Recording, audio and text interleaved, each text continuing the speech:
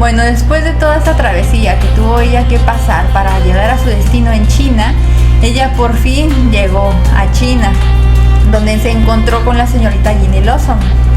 Era una mujer muy diferente a lo que ella se esperaba. Era una mujer más bien fría, práctica y de mal genio.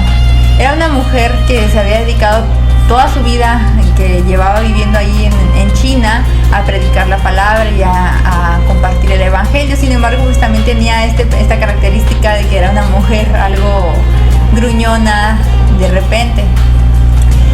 Sin embargo, Gladys tuvo que aprender a vivir en estas condiciones, tuvo que aprender sobre la cultura, tuvo que darse cuenta de que para las personas en China era muy extraño tener la presencia de extranjeros entre ellos. Les decían los demonios extranjeros. Entonces, tanto a ella como a la señorita Lawson les tenían recelo, les tenían miedo, preferían apartarse de ellas cuando andaban cerca. Ella comenzó a aprender palabras en chino. Y para esto también tuvo mucho que ver el sirviente que trabajaba con la señorita Lawson, que era Yang. Entonces él era el cocinero y tenía poco de haberse convertido al cristianismo. Entonces él también ayudaba a la señora para compartir el evangelio. En una ocasión pasó cerca de la casa donde ellas estaban una gran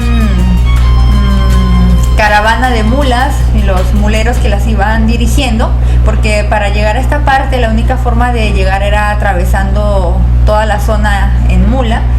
Y bueno, llevaban mercancía y todo esto, y a Gladys se le ocurrió la idea de que si podían llevarlos hacia la casa y podían usar la casa como una posada, ellos podían estar ahí y mientras les compartían el evangelio.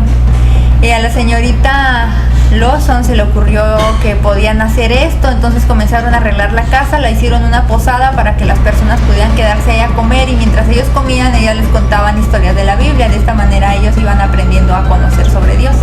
Entonces comenzaron a arreglar la posada y la señorita Lawson le encargó a Gladys que ella tenía que ser la que los llevara a llevar a las mulas hacia la casa. Ella no tenía idea de cómo iba a hacer esto, pero la señorita se lo dijo de una forma muy determinante y que no iba a aceptar excusas, así que ella tuvo que, en una ocasión estuvo esperando que pasaran los muleros con sus mulas y salió de su escondite y jaló a una de las mulas y se la llevó a la casa, pero las personas, como le tenían miedo por ser extranjeras, salieron corriendo y dejaron a las mulas solas.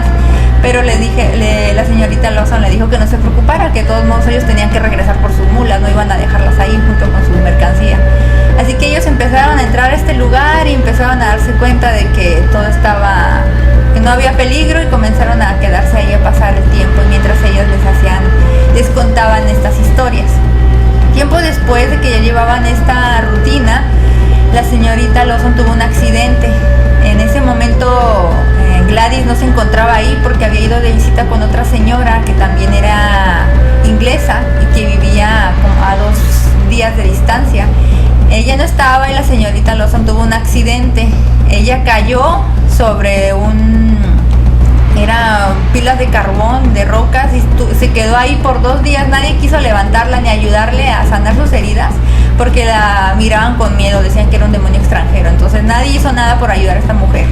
Cuando Gladys llegó, ella la empezó a atender y empezó a regañar a la gente, cómo era posible que siendo ella una persona no pudieran haberla ayudado. Estaba muy mal herida y sin haber comido por estos días. Tenía ahí más tiempo, tenía ahí 1 semana, dice el libro, 1 semana pasó ahí tirada y nadie hizo nada por ayudarla. Entonces estaba desnutrida y estaba llena de magulladuras y herida. Y ella comenzó a regañar a las personas porque su actitud tan inhumana ante ella. De todos modos, la señorita se recuperó un poco, pero ya estaba bastante enferma. Así que pues tiempo después la señorita murió y ella se quedó sola con Yang, el cocinero. Entonces no tenían dinero porque tenían que pagar todos los impuestos de la casa y otras cosas.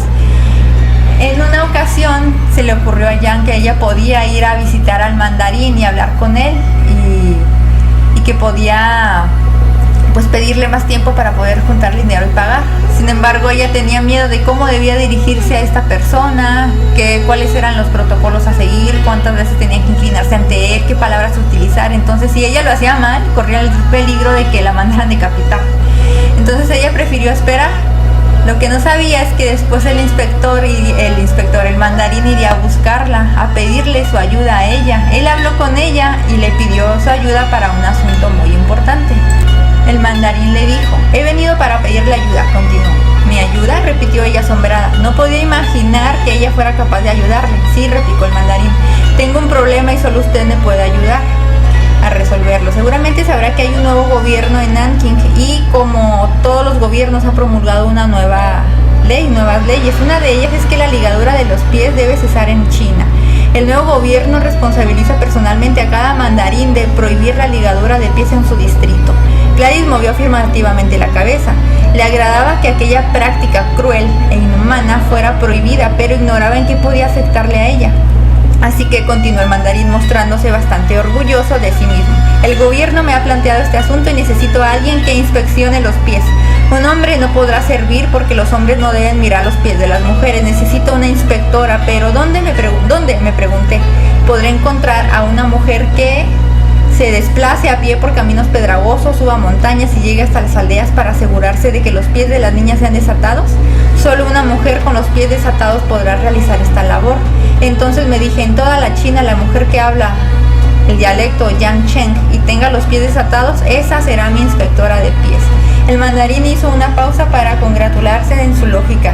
Después prosiguió: solo hay una mujer semejante en todo el distrito y esa es usted, Gladys Aylward. Gladys sonrió débilmente, intentando discernir el alcance de lo que acababa de oír. ¿Le estaba ofreciendo al mandarín un empleo o dándole una orden? No estaba segura. Antes de tomar una decisión, el mandarín continuó: 2 de mis soldados la acompañarán y le proporcionarán una mula para montar. Cuando usted hable a la gente, la escucharán como si fuese yo quien le hablare. Desobedecerle a usted será como desobedecerme a mí. Echó un vistazo a su espada y Gladys supo exactamente lo que el mandarín le quería dar a entender. ¿Tiene alguna pregunta? Entonces Gladys aprovechó para decirle que ella quería predicar sobre su fe, quería predicar el evangelio, lo cual el mandarín le dijo que por él no había ningún problema, que eso a él no le interesaba, que lo que él quería es que ella hiciera esta función de ir a ver que se estuviera realizando, que ya no se estuviera realizando esta práctica, que las personas quitaran la ligadura de los pies de sus hijas. En ese tiempo se tenían por costumbre hacer esto, achicar los pies de las niñas. Entonces, como tenían los pies tan tiernos por ser niñas pequeñas, era fácil deformar sus pies.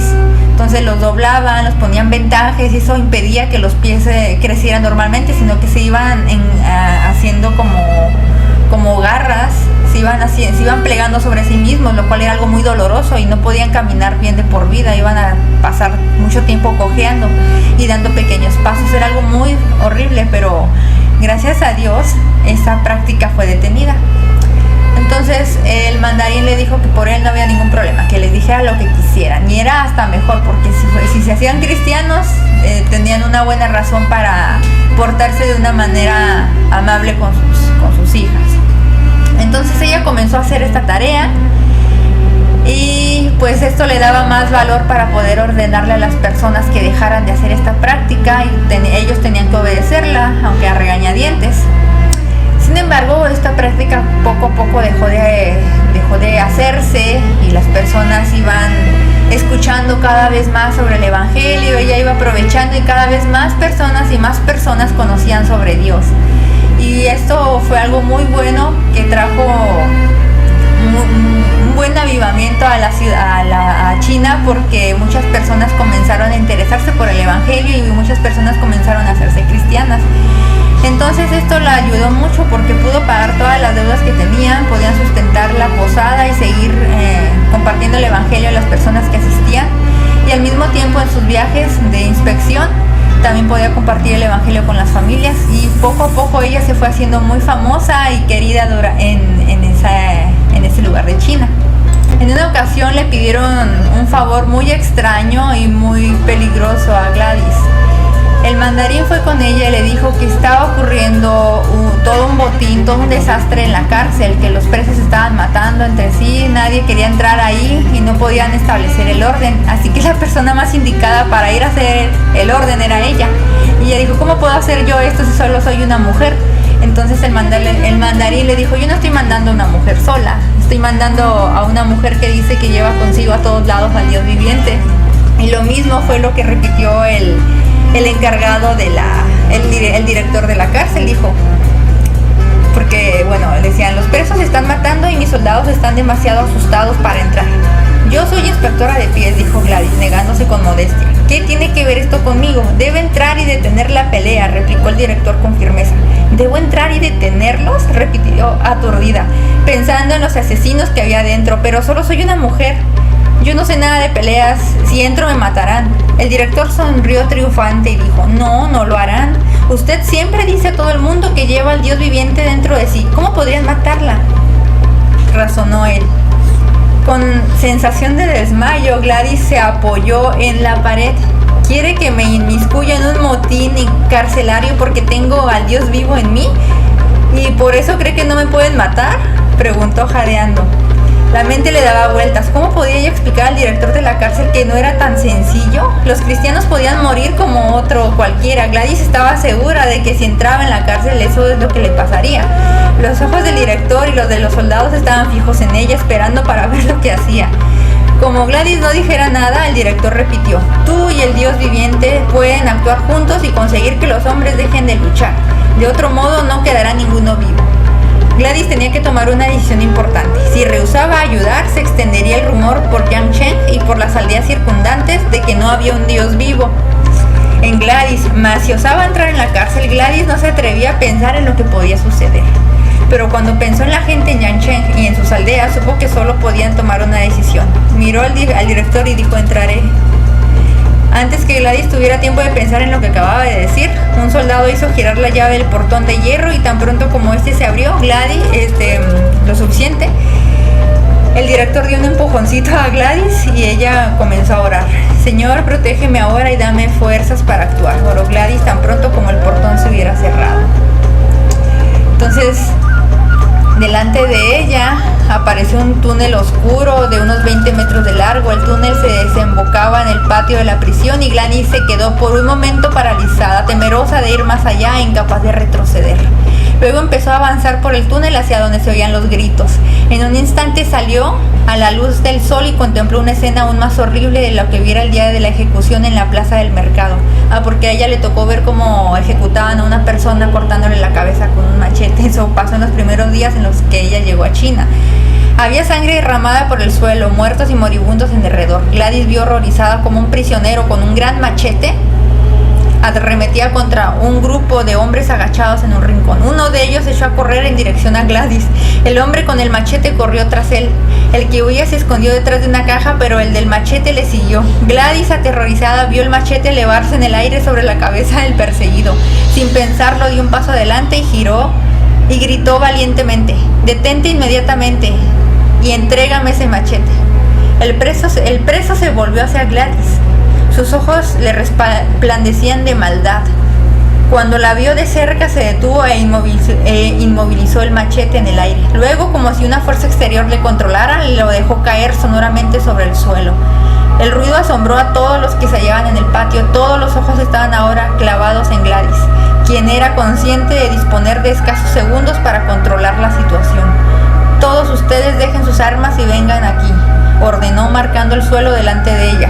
«Formen una fila». Entonces pensó aceleradamente en lo que debía de ser. Solo era una mujer sin armas en una cárcel llena de hombres desesperados. Si decía algo indebido, la atención en la que parecían dispensarle aquellos hombres en ese momento se perdería y podría suceder cualquier cosa.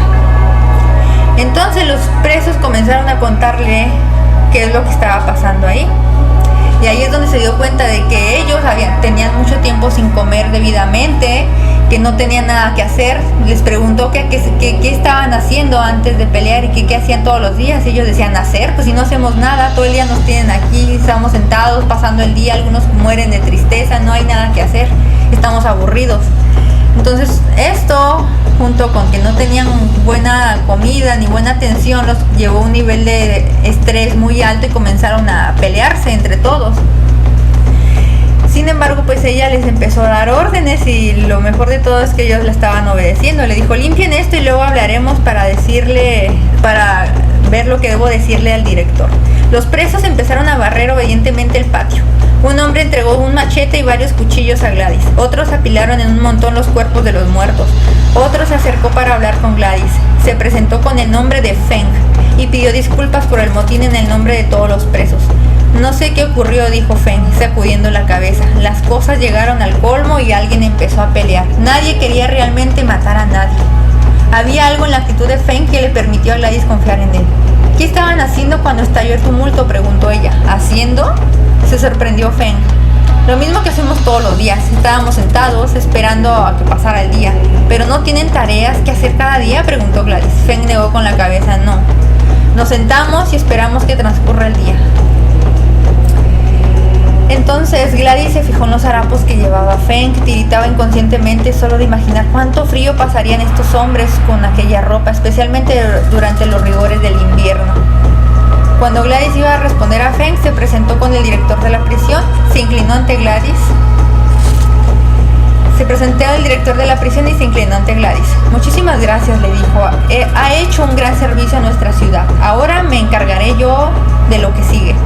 El director tomó el machete y los cuchillos de la mano de Gladys. Ella se disponía a cruzar el túnel hacia el portón de hierro cuando sintió un deseo irresistible de hacer algo para lo que precisó tanta valentía como para irrumpir en medio del motín. El director la miró sobrecogido. ¿Qué quiere decir?, preguntó. Gladys le mostró los harapos que llevaba Feng. No hay que sorprenderse de que estos hombres se hayan amotinado. Usted o yo hubiéramos hecho lo mismo. Fíjese en lo delgados que están. Algunos de ellos padecen hambruna y no tienen nada que hacer en todo el día.